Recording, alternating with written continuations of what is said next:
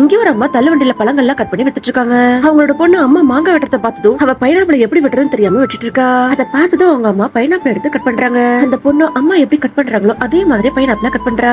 அடுத்த நாள் அந்த சின்ன பொண்ணு ஸ்கூல் முடிச்சு வெளியே வரும்போது மத்த பசங்க ஐஸ்கிரீம் வாங்கி சாப்பிடறத பார்த்ததும் இவளுக்கு ஐஸ்கிரீம் சாப்பிடணும்னு ஆசையா இருக்கு. ஆனா பொண்ணுக்கு ஐஸ்கிரீம் வாங்கி தரதுக்கு அவங்க கிட்ட காசு இல்ல. சோ அவங்க பைனாப்பிள் ஐஸ்கிரீம் மாதிரி கட் பண்ணி ஐஸ் பாக்ஸ்ல வச்சிடறாங்க.